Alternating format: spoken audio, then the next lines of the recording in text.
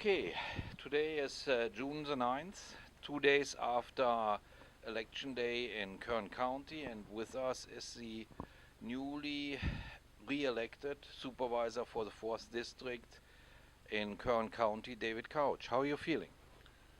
I'm tired, but I feel great. It's nice to get an election behind you, but I got to tell you, you sort of get ready for a campaign, and sometimes you think, oh, it's going to be a lot of work. It's one of those things. It's going to take a while. You're going to grind it out, but then when you sort of get into it, I enjoy it once I really start to get into it, and I enjoy just engaging with people and seeing people and talking to them and hearing from them, and then thinking about different issues that we ought to be addressing in the campaign. And I enjoy also just sort of thinking strategically about things, and when should we do A, and when should we say B, and how do we want to roll different issues out. So I like the whole campaign thing, but I'm also glad it's over. Yeah, and it worked out in an amazing way for you because you had 75% of the votes, despite the fact that you had an opponent. That is even more than the two other supervisors had that went unopposed. How do you feel about this big number of voters that are supporting you with 75%? Well, you know what? All you need is 50% plus one. So it feels good to win the election, no matter how you win it. But to be in a two-person race and to end up with 75%, I am extremely grateful and thankful to the voters that have placed their trust in me, and I want them to know I don't take that lightly. Um, it's hard to describe how you feel when you are elected to an elected office. And even now that I've been elected 4 times to the Bakersfield City Council and now twice to the Board of Supervisors, it's difficult to really put into words, other than to say it's a very humbling experience, and you recognize, I recognize the gravity of the job and of the decisions that we make, because they don't just impact us today, they impact us, they impact the community many, many years into the future. And so I understand that, and I'm thankful for the opportunity to even have the opportunity to do that. So during the campaign, what were the most pressing issues that your supporters, your friends, or the people you met while campaigning brought to your attention? It's interesting. I think we had 2 debates, and we never even talked about one of the issues that I talk about every single day with someone. We either in a formal meeting or in a meeting where we're just discussing the issue, and that is the issue of water and its importance to Kern County and the county's new role based on the Sustainable Groundwater Management Act, and how we're grappling with that, and what our new responsibilities are, how we're going to deal with it, how we're going to interact and engage with other interests in Kern County, whether they're water districts, agricultural districts, smaller cities, or even the large city, Bakersfield, which is the 9th largest city in California. Our new responsibility and our new role there, we are still defining that, I guess, and finding out how far. We are being careful in one respect, which is good, and we're taking our time. Whenever government is given a new responsibility, and we're going to determine what our role is going to be, it's important for us, I think, to move slowly and deliberately and not just rush in. And so we're taking our time, and we're trying to find the best approach to that. But that is something that we had 2 debates. Not a question was asked about it. But that's something that I've been dealing with every day since since I've been in the office. Rushing in brings me to the point, there is another topic that was already on the forefront, let's say, of the public debate or the media.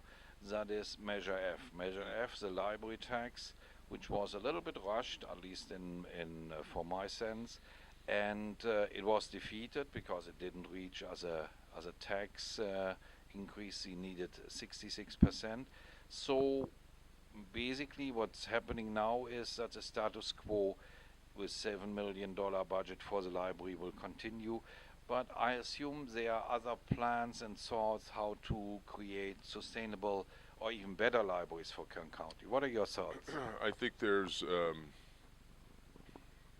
well, some of the ideas or the concepts that I had wanted to explore, I we really, or I anyway, held sort of in abeyance, waiting the outcome of Measure F, because it wouldn't have made a lot of sense for me to pursue some of those with this coming, with that Measure F sort of hanging in the balance.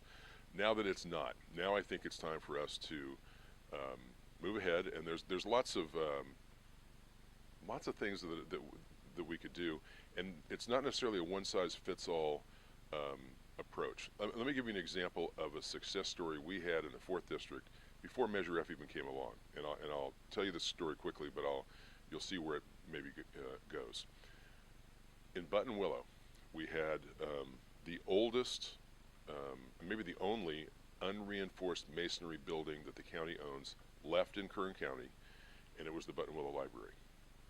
The recommendation I got shortly after I got on board, on board the Board of Supervisors, was to close the Buttonwillow Library and just provide library service to the community of Buttonwillow via the bookmobile a couple of days a week. I thought that's not really good enough, especially for a community like Buttonwillow. It's entirely an unincorporated community. There is no city government there. We are their municipal government, and they rely on a few basic government services. Libraries was one of them. Sheriff and fire are also there. What we did, and I give a lot of credit to my field representative, Ryan Schultz, we looked around the community, and we found a building. It wasn't very hard to find because Buttonwillow is a small community. We found a building that was owned but was empty. And we chased that down. It was owned by Omni Health, and we approached them about a very small lease payment, $1 a year for 5 years. With I think we have an option. And after quite a bit of back and forth, they agreed to that. At the same time, we had approached the Buttonwillow Foundation, who generously donated money for new shelving and new some of the tenant improvements, I guess, on the inside of the building. So, long story short, is you brought together county government, a nonprofit in the Buttonwillow Foundation, and an existing business that was willing, of Omni Health, that was willing to help us. And so now we have a very, very nice small library in Buttonwillow that's been upgraded on the inside as well. But we didn't do that just by throwing more tax dollars at it. We reached out to others in the community, nonprofits, and other help, and we created a situation at Buttonwillow that I think is a big success. Is that the right template to use in every single location? Probably not, but I think it just points to the fact that we don't just have to do things the same old way. And there's lots of things that could be done. I need to, before I sort of open them up in the media, I think I need to have some very sort of opening conversations with some entities that might be similar to the same types of people I'm talking about in Buttonwillow. But that is a project or a process that took maybe 6 months to a year to really come to fruition. This may take a while, but those conversations need to be had, and I don't want to just sort of blurt out, I'm going to go talk to this person and that person and this entity before I actually go talk to them. But I think there's lots of things that that could be on the table, and I think it's going to be exciting. I hope the community stays engaged with this, because I think libraries are important. Just because I didn't support a particular tax measure doesn't mean I don't see the value in libraries, and it doesn't mean that I don't think libraries are very important. I see their value, and I think they are important. I think we need to help move them in maybe a bigger and better direction than they're in, and I hope to be a part of that. So this was basically what you said during your first term, thinking outside the box, and in this case, creating basically public-private partnerships. Maybe we were just so dumb we didn't know we couldn't do that. I know that during that process, I know Ryan got frustrated and tired and logically probably wanted to walk away from that concept and that idea a couple of times, and we just said, no, stick with it. I mean, just keep working at it, and people will come around, and I think one day this will all work out. This just makes some sense, and it did. and nobody pressured anybody. We just kept working with them and talking to them, and if they had concerns, we would think about it and figure out a way to address it. And we just didn't give up. But again, maybe we were just dumb enough to know to not know we couldn't do that, so we did it. So for the next 4 years, which is your upcoming term, at the moment Kern County faces the all discussed budget problems. Do you have any thoughts how you want to approach these, I wouldn't say crises, these challenges?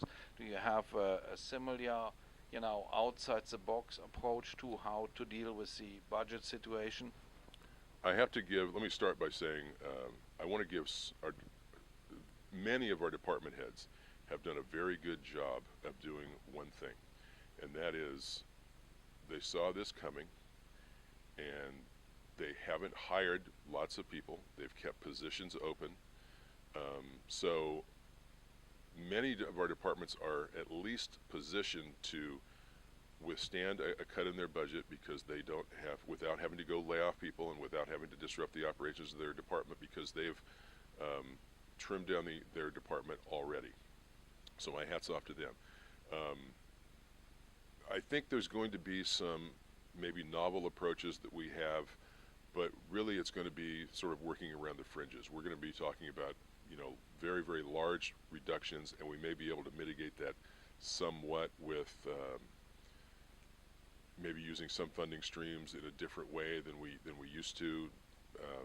Not bending rules, but just recognizing that maybe the way we've always done something isn't the way it has to be done. It could be done.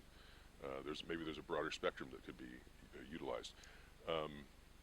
We're going to get through it, but I would be remiss if I didn't say it's going to be hard, and the people are going to feel pain. You're going to feel the pain in some decreased services.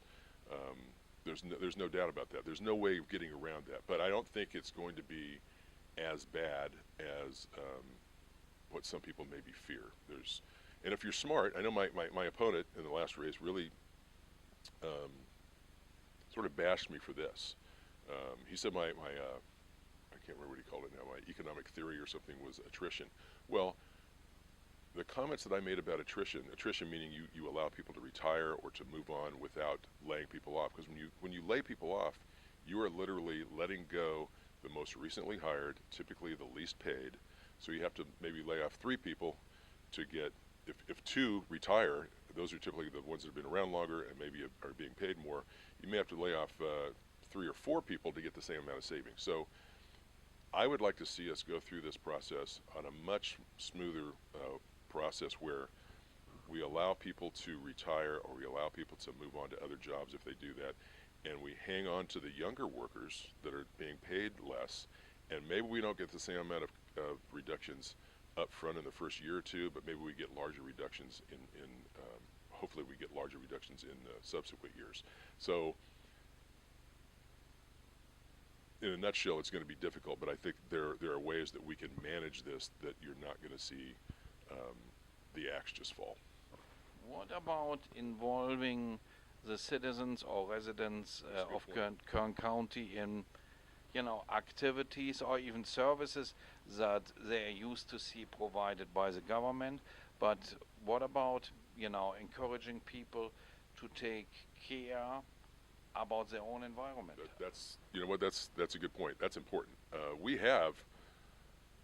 I couldn't even tell you the number of people that volunteer for Kern County, and some are in a very formal way. They're part of a volunteer list. Some just go out and clean up their communities every so often. But I appreciate everyone that does absolutely anything to help us keep our streets cleaner, or they volunteer at the library, or they volunteer at the anywhere that's a county facility. And I really hope that people maybe see this as an opportunity to pitch in a little more, or maybe they are not doing anything right now, but they have some time and they have an interest in something.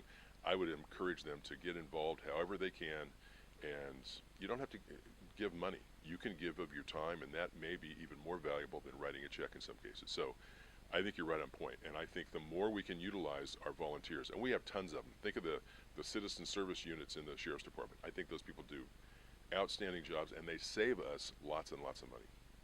So could we have, as example, coming from a different culture where it's done that, having people that get trained as firefighters and support, you know, the local fire department or other departments as kind of an auxiliary force, similar to what you have with the citizens that support the sheriff's department? I don't think at this point where we are, I don't think there are any bad ideas.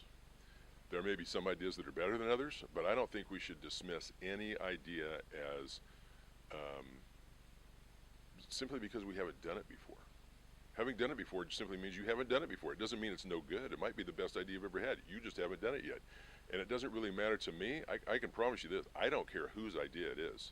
In fact, sometimes when somebody has a good idea, if I know the lay of the land, I will tell them, that needs to be your idea, because I think if it comes out of my mouth, you're not going to get the same reception. But if you say it, you might get that done in a heartbeat. So there are no bad ideas. The worst idea is to keep any idea you've got to yourself.